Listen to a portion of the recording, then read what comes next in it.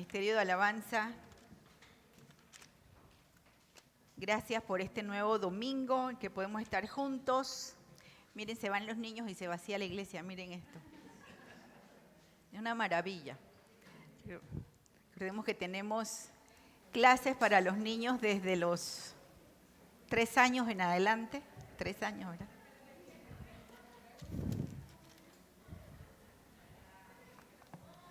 ¡Qué maravilla!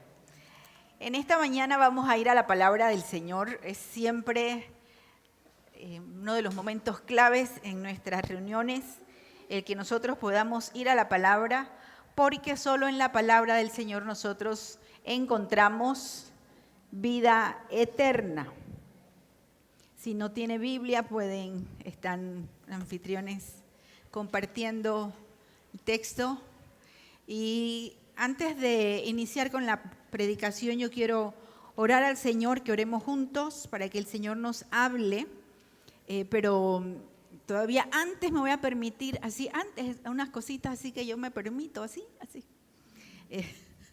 No quiero dejar la oportunidad, estoy muy emocionada, muy contenta con tener con nosotros a Yvonne Mallet, la doctora Yvonne Mallet. Algunos la recordarán algunas veces nos visitó. Yvonne es la mejor veterinaria de este país, veterinaria de todos mis chiquilines por muchos años, una persona muy especial para mi esposo y para mí. Y estamos felices de que estés con nosotros en esta mañana. Siéntete en casa, en la casa del Señor. Ahora sí, oramos, vamos a ir a los evangelios y vamos a hablar el tema porque tú lo pides. Y vamos a orar al Señor. Señor, te damos gracias, estamos tan agradecidos contigo. Tenemos tantas razones para decirte gracias. En medio de tiempos difíciles, tiempos convulsos, de generación en generación, tú sigues siendo Dios. Y tú sigues siendo bueno y sigues teniendo control. Y sigue siendo nuestro Padre proveedor, que no nos da una piedra en lugar de pan, que nos bendice con bendición abundante, que tiene para nuestros corazones fortaleza y consuelo en tiempos de tristeza. Te damos gracias, Señor, porque aun cuando nosotros seamos infieles, tú permaneces fiel y tú eres fiel a tus promesas, a tus palabras, a tus bendiciones, a tu amor, a tu misericordia que es nueva cada mañana. Señor, te damos gracias por esta nueva oportunidad de estar juntos. Pedimos por aquellos que por las situaciones que se están dando no pueden movilizarse con facilidad. Guarda sus vidas, guarda sus casas, guarda, Señor, el trabajo y la provisión de cada familia en esta congregación, de cada familia en esta ciudad que se está viendo afectada y en este país. Oramos, Señor, por las situaciones que se están dando, para pedirte que ninguna de las iglesias que están en este país olvidemos que tu sustento y tu provisión viene de ti, que tú sigues teniendo el control y que nosotros estamos para pararnos en la brecha y orar y pedir misericordia y proclamar tu palabra. Ahora, Señor, reconociendo la dependencia que tenemos de ti, bendice la exposición de tu palabra y háblanos a cada uno de nosotros conforme a nuestra necesidad. Que tu Espíritu Santo traiga convicción a nuestras vidas y traiga esperanza, como lo hace cada vez que nos acercamos a tu palabra. Así oramos en el nombre de Jesús. Amén, porque tú lo pides. Vamos a ir viendo de manera sencilla en el Evangelio de Lucas, en el capítulo 5, un pasaje que muchos han leído y que siempre que leemos un pasaje en el texto bíblico debemos recordar que nosotros los tenemos numerados, pero imaginemos que en los originales no tenían números. Eran una descripción o una narración de corrido. Entonces nosotros lo vamos separando y a veces separamos los temas, pero nos olvidamos que viene de un tema anterior. Y en esta ocasión nosotros conectamos Lucas 5 con Lucas 4. cuando el Señor Jesús estaba iniciando su ministerio como predicador, como maestro, estaba proclamando el reino, la palabra de Dios, llamando al arrepentimiento, se estaba dando a conocer por medio de milagros que hacía. Y en esta oportunidad él estaba recorriendo, dice, diferentes ciudades. Había estado en Capernaum, dice en el capítulo 4, el verso 31. Luego en el verso 38 nos cuenta la historia de cómo el Señor Jesús sanó a la suegra de Pedro y de unas fiebres muy altas, y cómo él dice que llegó a un lugar, verso 42, capítulo 4, y dice que le llegaban la gente de diferentes lugares, y dice que la gente procuraba detener a Jesús para que no se separara de ellos. Pero él les dijo: también a las otras ciudades debo anunciar las buenas nuevas, y predicaba en las sinagogas de los judíos. El ministerio de Jesús era principalmente predicar y enseñar.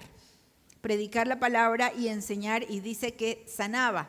Por supuesto que la gente, mucha gente se acercaba al Señor por los milagros. Los milagros, por un lado, por supuesto, llaman la atención, cubren una necesidad y generan la curiosidad dentro de las multitudes. Cuando uno ve que algo sucede fuera de lo normal, de lo habitual, uno dice: yo también quiero ver qué pasa ahí. Cualquier cosa que sea, es un fenómeno de curiosidad que es propio de la humanidad. Queremos saber qué pasa. Y usted puede hacer experimentos, pone a alguien a ver las nubes y comienzan a señalar, y dentro de un rato usted va a tener una multitud mirando para el cielo para ver qué está pasando, aunque no haya nada en el cielo. Un fenómeno humano. Jesús hacía milagros y mucha gente iba para buscar sanidad, para pedir milagros. Otros iban para ver, y había otros que comenzaron a agolparse para escuchar a Jesús predicar. Porque dice el texto bíblico que él hablaba como nadie más había hablado. Él hablaba con autoridad y les enseñaba la palabra de Dios. Entonces, cuando nosotros llegamos al capítulo 5, en este contexto del Señor iniciando su ministerio, del Señor predicando la palabra, sanando a muchas personas que estaban enfermas, dice el texto bíblico que aconteció que mientras la multitud se agolpaba sobre él para oír la palabra de Dios, estando Jesús junto al lago de Genesaret. El lago de Genesaret es el mismo que ustedes van a encontrar en otros evangelios, que se dice Mar de Galilea. Entonces, aunque se le llama Mar de Galilea, es un lago de agua dulce. Entonces, por eso es que van a encontrar como lago de Genesaret en algunos textos. Y dice que la multitud se agolpaba, fíjense, para oír la palabra. Estaba comenzando la palabra de Dios a capturar las mentes y las emociones de las personas. Porque recordemos algo: donde hay poder es en la palabra de Dios. Quien puede transformar realmente la vida de las personas es la palabra de Dios. Entonces Jesús predicaba la palabra de Dios, enseñaba la palabra de Dios. Y dice que él vio dos barcas. Cuando dice que la imagen que podemos hacernos es que estaban a la orilla del lago, digamos que ya voy yo comí, que este es el lago, y que él estaba a la orilla del lago, y la gente comenzaba a agolparse, y casi que él moviéndose. Entonces él dice que vio dos barcas que estaban a la orilla, pero los pescadores habían bajado de ellas y lavaban las redes. Era una comunidad de pescadores. El modo de vida de esa comunidad era la pesca, y era de día, de tal modo que ellos ya habían terminado su labor de la noche anterior, porque se pescaba de noche, y estaban preparando sus redes, las estaban lavando, las estaban revisando. Eran sus labores diarias y era lo que estaban haciendo, lavaban las redes. Entonces aquí está la multitud y él ve las dos barcas donde estaban esto no lo pinté yo, y estaban los pescadores. Dice, subiendo a una de las barcas que era de Simón, aquí ya comienza a darnos detalles el texto de las personas que estaban involucradas, pidió que se separara un poco de tierra y sentándose en la barca, enseñaba a las multitudes desde la barca.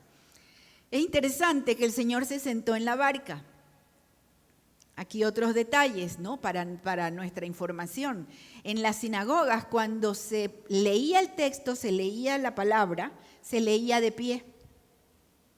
Pero cuando llegaba el momento de los comentarios o de la explicación de la lectura, el rabino o el maestro se sentaba. Entonces, enseñaba sentado. Aquí estamos viendo que aún fuera de la sinagoga, la imagen que se nos presenta es de Jesús como maestro enseñando la palabra, pero desde una barca. Una de las características de Jesús es que Jesús fue sumamente creativo en la enseñanza de la palabra. A veces nosotros nos limitamos porque pensamos, pero no puedo enseñar, no puedo porque no tengo pantalla, no tengo micrófono, no tengo cámara. ¿Cómo hacemos para...?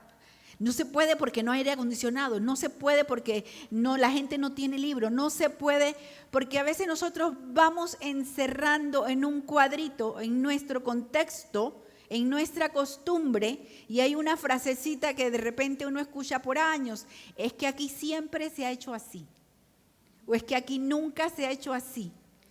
Y eso es limitar la posibilidad creativa de sacar la palabra y de hablar la palabra. A mí me encanta cuando alguien me comenta y me dice, pastora, estaba en la fila del banco y la persona que estaba delante de mí, comenzamos a conversar y lo evangelicé y le hablé de la palabra y así. Y uno dice, pero en la fila del banco. Cuando usted va donde Erika a la peluquería, Erika pasa todo el día con los clientes hablándole de la palabra. Y cuando está callada está la música sonando. La creatividad del momento. No es raro que el pastor Hugo nos avise a mí y al pastor Dani. Venía en un Uber y evangelicé al chofer. La creatividad, nosotros debemos aprenderla de Jesús. Jesús no se limitaba a decir, es que no es una sinagoga, no voy a enseñar. Una barca a la orilla del lago. Y la multitud, y él se sienta y él les enseña desde la barca. Ahí está enseñando desde la barca. Al terminar de hablar, dijo a Simón, sal a la parte más profunda y echen sus redes para pescar.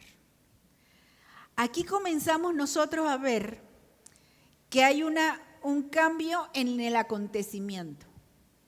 Primero la multitud, está enfocado en la multitud, está enseñando a la multitud, y luego el Señor hace un giro en la atención, en lo que va a hacer, para prestarle atención a unos cuantos, porque es el momento en que Él va a llamar a varios para que sean sus discípulos. Y Él utiliza este momento con los pescadores en su barca y le dice a Simón, que más adelante sería conocido como Simón Pedro y luego casi siempre como Pedro, le dice, sal a la parte más profunda. En otras versiones dice, boga mar adentro y echen sus redes para pescar.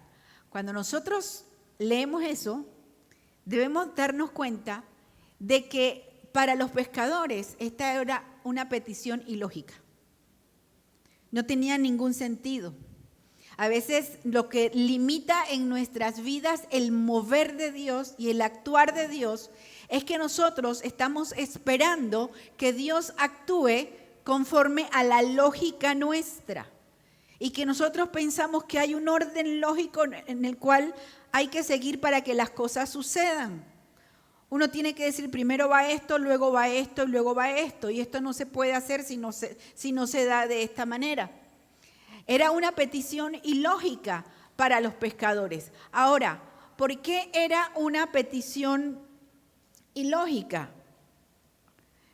Ahora vamos a ver. Dice, Simón le contestó, maestro, hemos estado trabajando toda la noche y no hemos pescado nada, pero porque tú lo pides, echaré las redes. Aquí hay dos expresiones que son interesantes. Por un lado, él dice maestro. En este evangelio de Lucas es en el único evangelio que cuando usted lee maestro, nosotros en español leemos maestro, y en otros evangelios, Marcos, Mateo, leemos maestro, pero en el griego original, la palabra que se utiliza, en este caso para maestro, es una que significa como jefe, comandante, supervisor. En las otras ocasiones en los evangelios, cuando se utiliza la palabra maestro, se tiene el concepto de alguien que está enseñando, un guía que está enseñando a un grupo de personas o a un grupo de niños, como pensamos nosotros, un maestro. Pero la connotación que le da Lucas y que le está dando Pedro a la situación es que está reconociendo en el Señor. Recuerden que venía de ver milagros, de escuchar las enseñanzas, de ver que Jesús había sanado a su suegra. Comenzaba a tener Simón una imagen de que había algo diferente con Jesús, que no era sencillamente un rabino que se sentaba y enseñaba el texto bíblico. Por eso utiliza el concepto de maestro como alguien que tiene autoridad, alguien que tiene dominio, y les dice, hemos trabajado toda la noche y no hemos pescado nada. Ahora, esto es lo que hace que la petición de Jesús haya sido ilógica. Por un lado, Jesús era maestro, Jesús era carpintero. Recuerden que en el tiempo de Jesús, en el primer siglo y antes y después, los padres enseñaban a sus hijos su propia profesión. Y de ahí que si un padre era maestro, le enseñaba a su hijo a ser maestro. Si un padre trabajaba con el cuero y hacía piezas con cuero, le enseñaba a su hijo a ser curtidor, a trabajar con cuero. Si un padre era pescador, desde pequeño iba formando a su hijo en el oficio de la pesca. Jesús tenía un padre terrenal que era José, que era, dice el texto bíblico, carpintero. Entonces es obvio asumir que Jesús aprendió el oficio de José de ser carpintero. En otras palabras, Jesús, quien era considerado un maestro y un carpintero, alguien que trabajaba en el área de la madera, no tenía idea del oficio de pescador. Entonces es como decir, número uno, una petición ilógica, porque desde la lógica humana es decir, él no sabe de pesca. Nosotros a veces pensamos que sabemos más que el Señor. Es que yo de esto sí sé. Es que mira, yo tal vez no sabré de tal cosa, pero Señor, mira, yo sé de esto. Fíjense cómo nosotros podemos ir poniendo limitaciones a lo que Dios quiere hacer en nuestras vidas. Le dice, maestro, en segundo lugar, una petición ilógica, porque le dice, nosotros hemos estado trabajando toda la noche y no hemos pescado nada. ¿Por qué era ilógico? Porque la pesca se hacía de noche. Porque en el día, cuando ya era el día, los peces se iban a lo profundo, más a lo profundo del mar. Era más difícil que fueran engañados por las armas del pescador que por la noche. Durante la noche, los pescadores, los peces subían más a la superficie y llegaban más cerca de la orilla, facilitando la pesca. Entonces, irse de día a pescar, al revés lo dije, irse de día a pescar era decir, bueno, no vamos a encontrar nada. Si ya pasó el momento óptimo de la pesca, que es de noche, y no había nada, ahora, ¿cómo pretendes que vayamos en el día y vamos a conseguir algo? Era contrario a la lógica, a las experiencias, a las habilidades, a lo que ellos ya conocían. Que llegue un momento en que tus habilidades, mi historia de vida, nuestra historia de vida, nuestro pasado, el pasado de nuestras familias no se convierta en una limitante para ver la mano de Dios sobre nuestras vidas, para creer que Él puede cambiar lo que va a suceder e incluso hacer algo nuevo. Y aquí hay una segunda frase que es interesante porque Simón le dice al Señor, pero porque tú lo pides, echaré las redes. En última instancia, lo que debe mover y lo que puede mover en nuestras vidas el actuar de Dios es entender que el poder está, número 1, en la palabra del Señor y número 2, se requiere una obediencia sin reservas. La fe tiene que ver con la obediencia. La fe no nace simplemente en un vacío, sino que la fe nace en la obediencia. Ahora, Él le dice, porque tú lo pides, yo voy a echar las redes. Y efectivamente ellos echaron las redes, dice, cuando lo hicieron, encerraron una gran cantidad de peces, de modo que sus redes se rompían.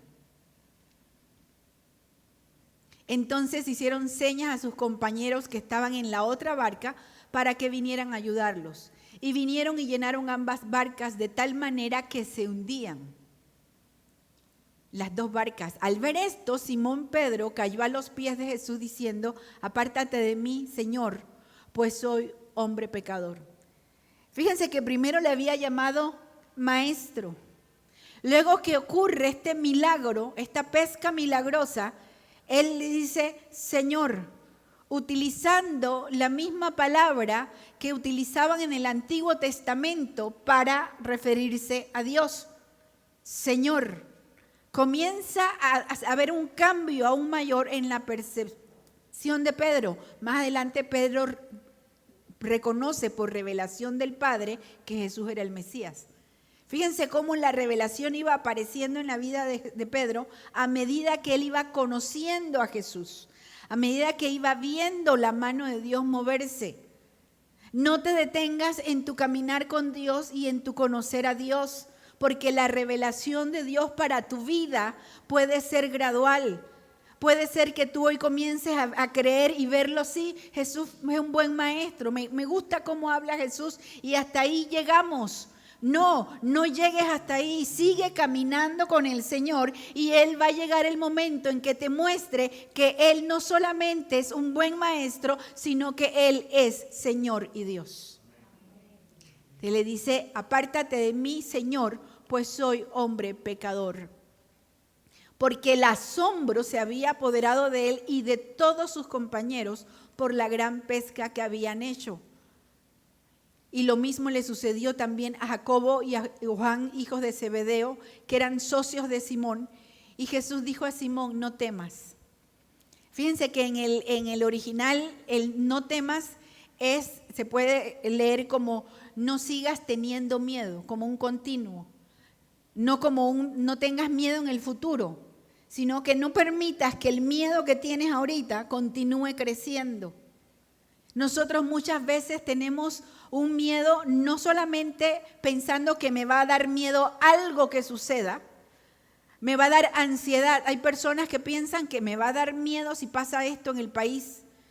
No nos damos cuenta de que ya estamos muchos bregando con una sensación de miedo e incertidumbre y que ya está instalada en nuestras vidas la sensación de angustia, algunos por enfermedad, algunos por procesos que no terminan, algunos por situaciones delicadas en su matrimonio, en su familia, en sus negocios.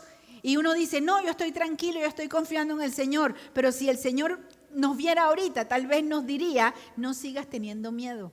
Porque Él sí sabe que aunque nosotros a veces queremos hacernos los fuertes, y que a veces queremos decir, no, sí se puede, yo sí puedo, yo confío. Y decimos así, pero por dentro hay una sensación de angustia que no se va. Pero el Señor que conoce los corazones, conoce las mentes, conoce el ayer, el hoy y el mañana, le dice a Simón, no sigas teniendo miedo. El Señor nos dice a nosotros, no sigas teniendo miedo. No permitas que el miedo crezca en tu corazón. No permitas que la angustia siga creciendo, porque hermanos, recordemos algo, el miedo paraliza.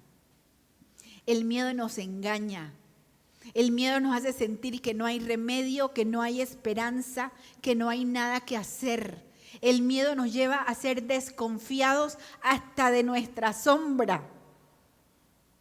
El miedo nos lleva a alejarnos y a pensar que no hay forma de arreglar una situación. El miedo nos lleva a pensar en el futuro con desasosiego. Y el miedo lleva a muchas personas a enfermarse físicamente, a que el origen de su condición sea el miedo. Y hay personas que sufren de migrañas crónicas, de gastritis crónicas, de problemas alérgicos crónicos, de muchas situaciones que en un inicio surgieron por una condición emocional muy frágil. Hay otros que el inicio de su problema no es emocional, es físico. Pero se complica porque pasa el tiempo y uno no ve salida a la situación. Y uno comienza a llenarse de miedo y a pensar, ¿y qué va a pasar mañana? Yo siempre les cuento alguito así para no usar la vida de nadie que no sea la mía, porque luego quedo de bochinchosa, hablando de los demás. Pero algunos saben que yo tengo como 30 años padeciendo fibromialgia, es una cosa impresionante. Y a veces yo converso con mi esposo y yo le digo, yo tengo 30 años con dolor 24/7. Pasa que uno se acostumbra a funcionar así. Y uno funciona con dolor. Y yo me doy cuenta cuando algo está mal, porque no me duele.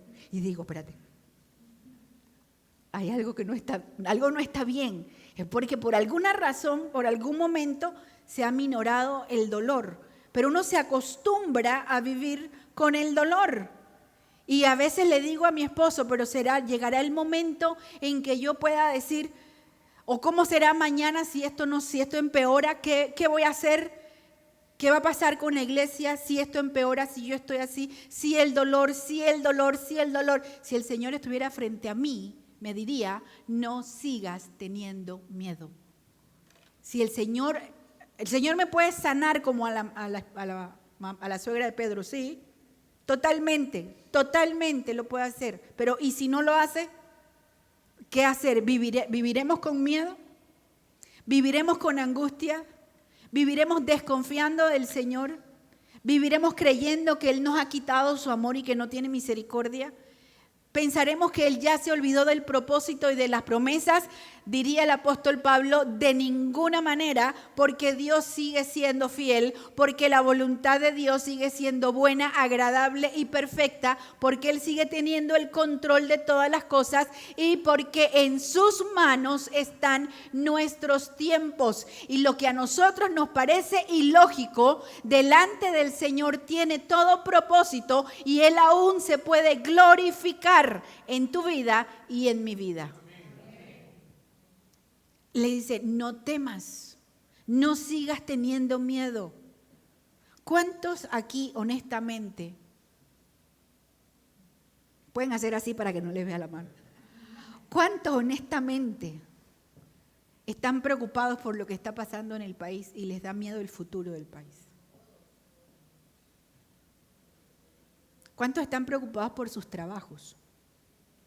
¿Cuántos están preocupados por sus hijos que están creciendo en un mundo complicado y que están pequeñitos? Tienes 3 pequeñitos, tienes 2 casi adolescentes, tienes 2 adolescentes, tienes tus hijos. Están preocupados. Tenemos desde nuestra lógica y nuestra experiencia de vida el poder decir, no es lógico lo que Dios pide, no es lógico lo que está pasando, tengo miedo porque no sé lo que viene. Pero a medida que nosotros vamos conociendo al Señor y que primero vamos escuchando su palabra y vamos viendo lo que Él es capaz de hacer y vamos entendiendo. ¿Qué comenzó a entender Pedro? Que Jesús tenía todo poder y autoridad sobre todas las cosas. No solamente su palabra, lo que Él hablaba era diferente, sino que su palabra tenía poder para dominar aún a la naturaleza y lograr que lo que eran las leyes normales de la naturaleza, de que no se pescaba de día sino de noche, de que no había pescados, de que todo lo que ellos entendían como esto es lo normal, esto es lo lógico, estos son los límites. Él comenzaba a aprender que el Señor Jesús es el que puede cambiar circunstancias y el que tiene autoridad aún sobre la naturaleza, aún sobre aquello que uno no ve. Porque lo que tú no ves ahorita es invisible para ti. No ves la sanidad, no ves a tus hijos seguros, no ves el banco lleno, no ves. Y dice, es invisible, no veo la bendición de Dios en mi vida, no veo la transformación de mi carácter, no veo solución para mi enfermedad, no veo solución para mi matrimonio, me da miedo que fracase mi negocio. Pero para todos esos temores invisibles hay un Dios que es poderoso, más abundantemente de lo que nosotros pensamos, pedimos o entendemos. Dios es poderoso para hacer todas las cosas. El poder de Dios hace visible aquello que en tu fe es invisible. El poder de Dios es el que puede actuar. Ahora va a actuar en el momento en que Él sabe que debe actuar. En que Él sabe que es el momento para ti, que puedas vivir y aprovechar. Dice, y después de traer las barcas a tierra, dejándolo todo, siguieron a Jesús. Ahora, ¿qué nosotros podemos en esta narración, en esta historia del Evangelio, aprender? Número 1, debemos aprender a reconocer la autoridad e identidad de Jesús. Llega un momento en nuestras vidas, que llegará para todos los seres humanos, que nosotros tenemos que responder la pregunta que hizo Jesús. Jesús le preguntó a los discípulos, ¿y ustedes quién piensan que soy? Porque la gente pensaba, y si algunos piensan que eres Juan el Bautista, otros dicen que eres Elías, otros dicen que eres un profeta. Y el Señor de manera directa le dice, ¿y tú qué piensas?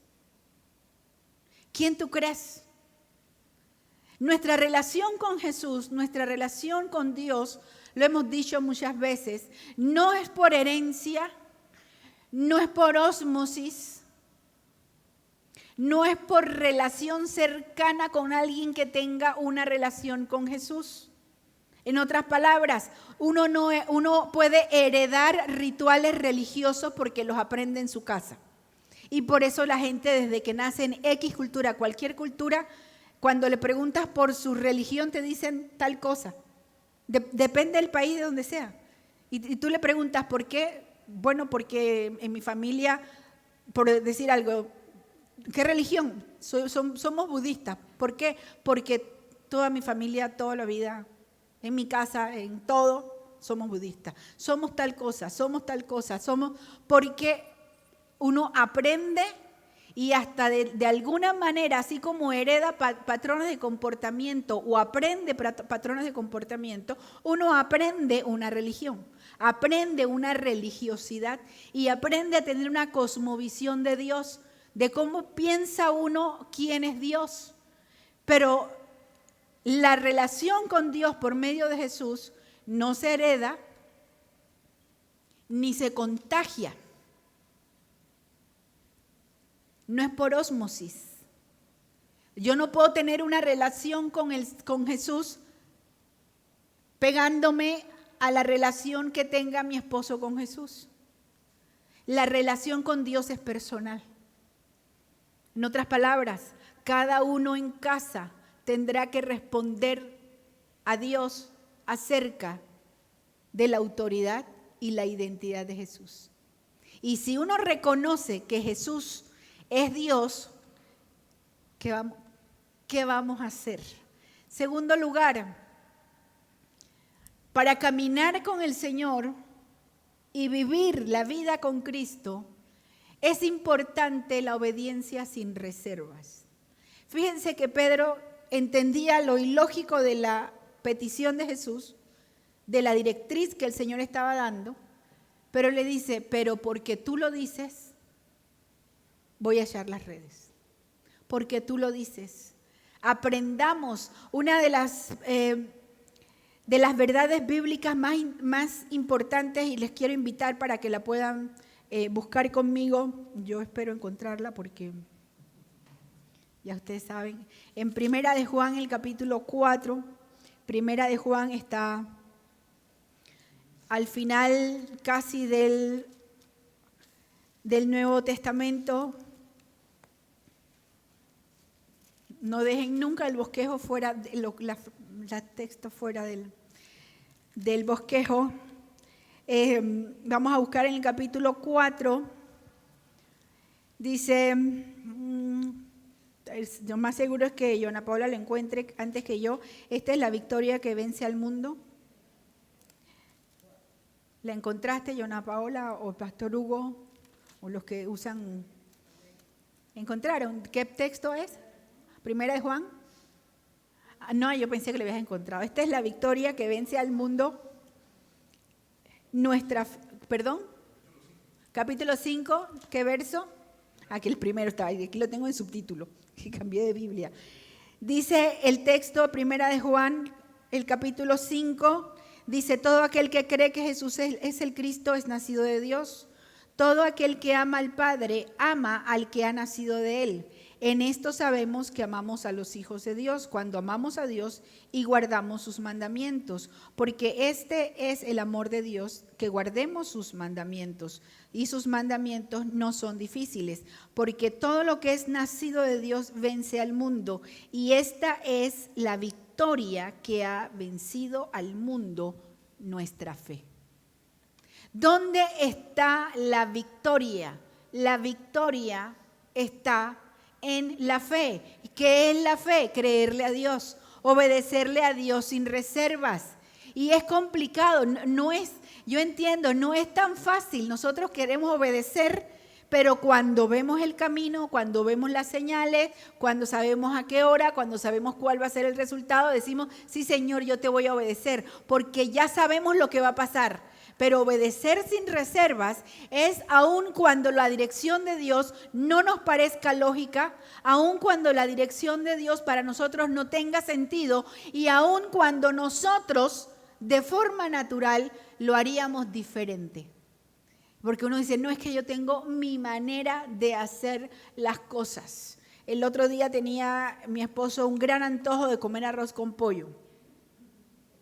Y estaba, voy a hacer arroz con pollo, pero no me sale el arroz con pollo. Y llegó mi cuñada y le dice, yo te voy a hacer el arroz con pollo.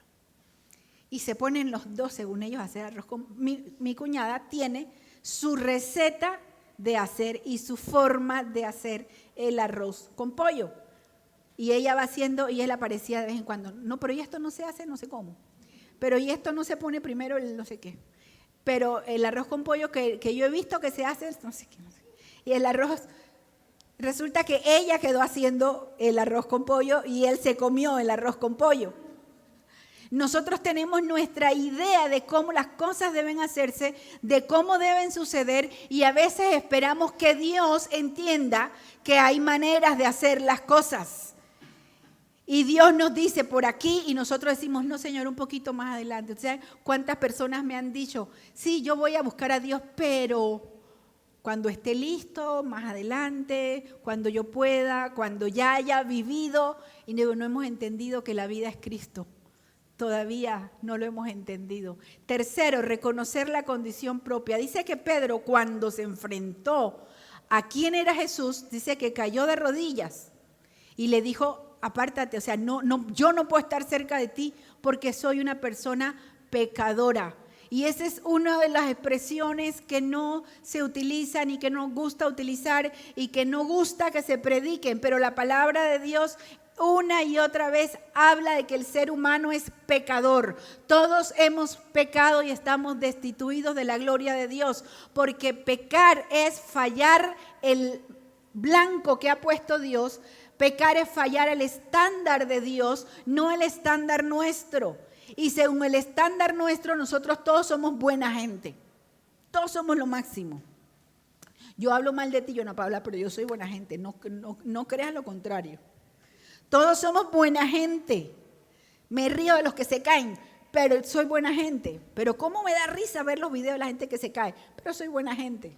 Y así podemos enumerar todos los peros que nosotros le ponemos al reconocer que somos pecadores delante de Dios, que necesitamos arrepentirnos de nuestros pecados para que Él nos perdone y tener una relación. No va a haber transformación en nuestra vida, en nuestra manera de pensar, en nuestra manera de caminar con Dios, si no hay un reconocimiento de nuestra propia condición. Y si no le decimos, Señor, me arrepiento porque soy pecador, porque soy pecadora, perdóname, yo quiero vivir conforme a tu voluntad, no conforme a la mía. En cuarto lugar, dice, dejar todo para seguirle. Durante 3 años, dice que en ese momento Pedro, Juan, Jacobo dejaron, Andrés, el hermano de Pedro, dejaron su negocio de pesca y siguieron a Jesús. Por 3 años Jesús anduvo por todas las ciudades y ellos, ¿qué hicieron? Le seguían. ¿Cómo aprendieron de Jesús? Siguiéndole. ¿Qué vieron en Jesús? Lo que Él modeló, lo que Él enseñó, porque ellos estaban allí, presencialmente, estaban allí. El vivir para Cristo, el ser discípulo del Señor, implica un compromiso. Y eso no quiere decir, bueno, señores, de aquí en adelante usted deje todo lo que tiene y venga a sentarse aquí a la iglesia. Aquí nos vamos a pasar 24 horas cantando y enseñando. Y nadie va a trabajar, aquí vamos a estar sentados. No, esa es una distorsión. Ellos dejaron todo por 3 años, pero ellos seguían yendo a las ciudades. En varias ocasiones visitaron a sus familias, pero ellos fueron llamados a dejar toda su relación con el sustento, con cómo van a vivir. Fíjense que el mundo de ellos era tanto su trabajo, que cuando comenzamos la lectura, leímos que la gente se agolpaba, y la gente se agolpaba para escuchar. ¿Pero qué estaban haciendo los pescadores? Ellos estaban preparando sus redes, ellos estaban lavando sus redes, ellos estaban enfocados en su trabajo, en su negocio. Cuando nosotros le entregamos nuestra vida a Cristo y vamos a seguirle como discípulos, nosotros pasamos a decirle, Señor, mi primer compromiso es contigo. Y luego uno dice, bueno, ¿y entonces de qué voy a comer? ¿De qué? No, lo primero en tu vida va a ser el Señor. Vas a caminar con el Señor, vas a conocer al Señor por su palabra y el Señor te va a bendecir en tu trabajo, en tu negocio, en lo que Él te ha dado para que tú te sostengas, y el Señor aún te puede dar más. E incluso Dios te puede llamar a que le sirvas en otros lugares, en otras ciudades, en otros países. El Señor puede hacer con nosotros lo que Él estipule, porque ahora nosotros hemos dejado que lo demás pase a un segundo plano y Él viene a ocupar el primer lugar. Seguir al Señor implica compromiso. ¿Estamos comprometidos con el Señor? Al punto de que si Él nos dice, deja todo y sígueme. Al punto de si Él te dice, deja de preocuparte de si vas a llegar a la quincena, yo te voy a bendecir, sírveme. Sírveme. A veces hay personas que han dicho por mucho tiempo, no, yo no puedo dejar de trabajar, yo no puedo ir a la iglesia, no puedo tal cosa porque el trabajo.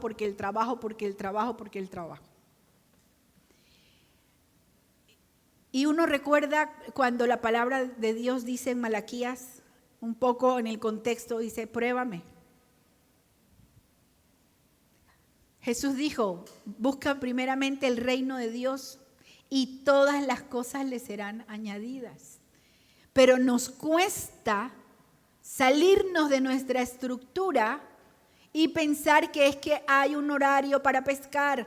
Si yo no voy a ese horario a pescar, los peces no van a estar allí. Si yo no lavo mis redes, si no me ocupo de mi trabajo, nadie se va a ocupar. Me da miedo lo que pueda pasar en el futuro. Me da miedo que si yo no me encargo personalmente de mis emociones, de mis relaciones, de mis situaciones de vida, todo se va a venir abajo y nada va a funcionar porque yo tengo que hacerme cargo. Pero qué descanso hay cuando uno dice, Señor, tú eres el que puedes hacerte cargo y hacerlo mejor que yo. Ayúdame a no vivir en ansiedad. Cuando uno da ese paso, dice, dejar todo para seguirle. ¿Cómo se llama el mensaje de hoy? Porque tú lo dices. ¿Qué estás dispuesto? ¿Qué estás dispuesta a decirle al Señor? Sí, no entiendo, pero lo voy a hacer porque tú lo dices. Me da miedo, pero lo voy a hacer porque tú lo dices. Me da miedo quedarme solo, quedarme sola, pero lo voy a hacer porque tú lo dices. Me da miedo seguir enfermo, seguir enferma, pero lo voy a hacerlo. Vas a hacer que seguir enfermo, ¿no? Vas a seguir confiando, porque tú lo dices. Porque el Señor lo dice. Y que podamos decir, Señor, que crezca mi fe a tal punto que la fe se refleje en una obediencia sin reserva. Dile al Señor, ocupa tú el primer lugar en mi vida, pero de verdad. No como en una fabulación religiosa. No, ¿usted cómo sabe que cuando no estamos haciendo caso a Dios? ¿Usted sabe cuál es una de las maneras que nosotros nos damos cuenta? Así, una manera sencillita. ¿Cuántas veces te ha pasado que tienes que tomar una decisión y 5 o 6 personas en la iglesia que tú le consultas te dicen, no, eso no me parece? No creo que eso te convenga. ¿Por qué no vas por este lado? ¿Por qué no haces tal cosa?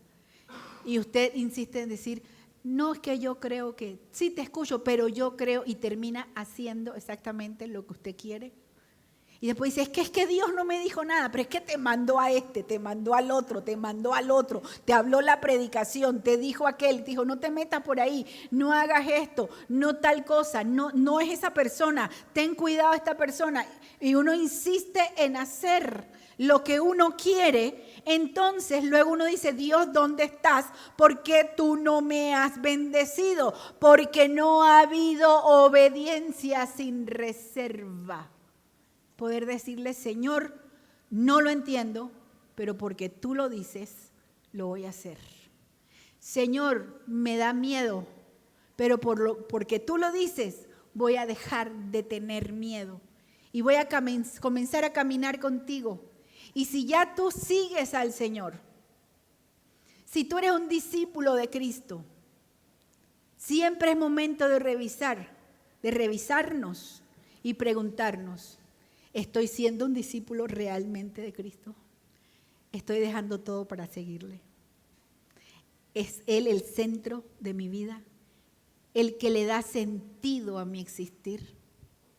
¿O simplemente lo tengo allí como wow porque hubo mucha de esta gente que no salió del wow, que no salió del asombro, que decían wow, bueno, no decían así, no, pero era como decir, wow, qué milagro, mira lo que hizo, ay, qué asombrado. Muchísima de esa gente, muchísima, dice que Él sanó a muchísima gente y ayudó a muchísima gente, liberó a muchísima gente y muchísima de esa gente llegó a Jerusalén a gritar, crucifícale. Porque mucha gente no pasa del asombro. Y reconocen y dicen, sí, es que es maravilloso, Dios, Jesús es maravilloso, pero se quedan en el asombro, se quedan en lo emocional. Cuando llega la parte de rendir la voluntad y de obedecerle sin reservas, hasta allí llegó el wow. Y nos quedamos años y años luchando con las mismas cosas porque no hemos aprendido, como hizo Pedro, a ponerse de rodillas y decirle, tú eres Señor. Cierra tus ojos, vamos a orar.